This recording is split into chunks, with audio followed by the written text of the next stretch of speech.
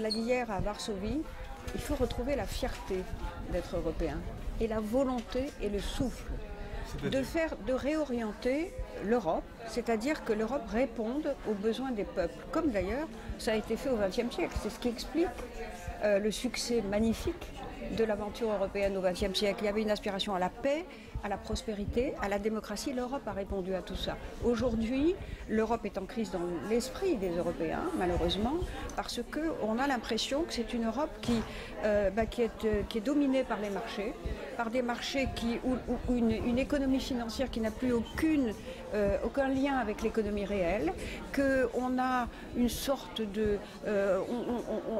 l'Europe ne fait que punir, au lieu de trouver des solutions. Et finalement, l'orientation prise par l'Europe depuis quelques années, malheureusement maintenant, si vous voulez, ça alimente les angoisses, les peurs des Européens, d'où les replis.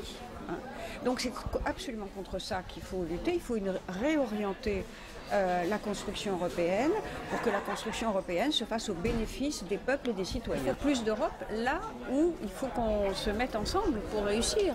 Après, il faut de la décentralisation, comme on dit de la subsidiarité dans le jargon, c'est-à-dire que les États-nations qui composent la fédération d'États-nations assument toutes leurs responsabilités et jouent tout leur rôle.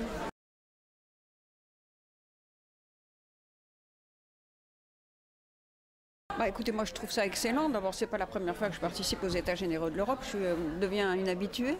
Ensuite, l'association que j'ai créée en 1994, ça fait un moment maintenant, Europartenaires participe à ces États généraux.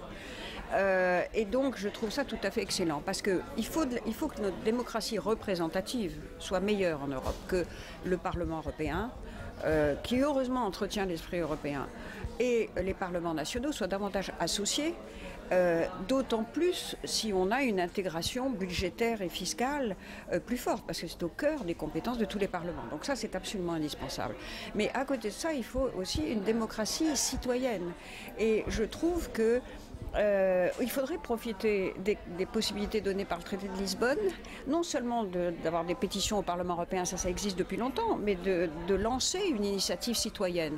Donc moi j'aimerais par exemple, alors on peut le faire de multiples façons, c'est aux citoyens de le dire, mais les associations, les syndicats, tous ces intermédiaires qu'on méprise beaucoup ces temps-ci en France, ils pourraient lancer par exemple une initiative, je sais pas moi, pour un sujet qui me tient à cœur, l'égalité professionnelle entre les femmes et les hommes. L'Europe a été absolument exemplaire pour l'égalité femmes-hommes. Donc là, si vous pourriez avoir une initiative d'envergure, si vous lancez là-dedans, avec une obligation de résultat, parce qu'il ne suffit pas d'écrire des textes, là on en a des textes, on a eu plusieurs lois en France sur ce sujet, elles ne sont pas appliquées. Une obligation de résultat, un engagement européen, puis si tout le monde fait la même chose, on a peut-être une chance que ça marche.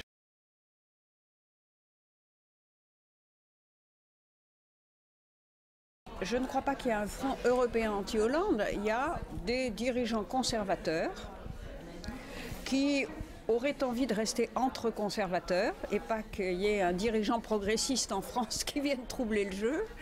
Ça me paraît parfaitement clair. Bon. Mais après tout, c'est normal. Bon, on ne va pas s'en formaliser, s'en offusquer. Donc, si vous voulez, nous sommes très zen par rapport à ça. Je ne sais pas s'il y a eu concertation. Nous ne savons pas s'il y a eu concertation sur ces dirigeants européens. Mais peu importe.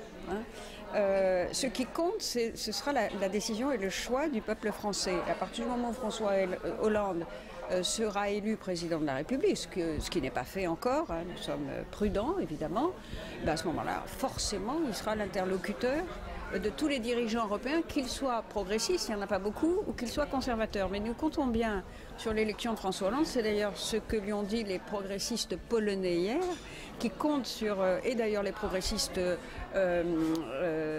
britanniques, et d'ailleurs tous ceux que nous rencontrons, ils comptent bien sur l'élection de François Hollande pour faire progresser la gauche européenne.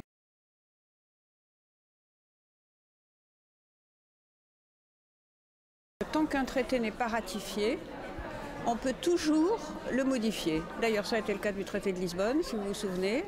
Ça a été le cas, je me souviens, des accords de Blair House qui ont été renégociés par Alain Juppé, n'est-ce pas, il y a quelques années.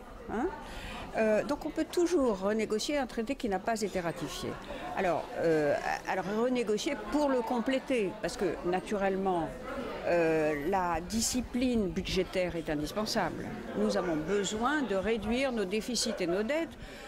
D'abord pour ne pas charger de tout ça les générations futures, et vous savez la priorité que François Hollande donne à la jeunesse. Ensuite pour retrouver des marges de manœuvre, hein, parce que le budget de la dette aujourd'hui ça a maintenant dépassé celui de l'éducation nationale, et puis pour pouvoir imposer une volonté politique face au marché. Donc ça fait beaucoup de raisons pour maîtriser nos déficits et nos dettes, et François Hollande a pris des engagements très clairs.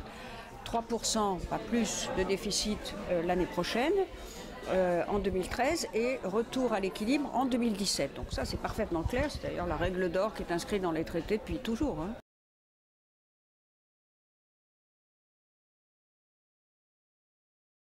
Il faut en effet d'abord rendre les institutions européennes plus visibles, c'est-à-dire qu'elles soient incarnées dans des personnes visibles et des projets politiques. D'abord, il faut commencer.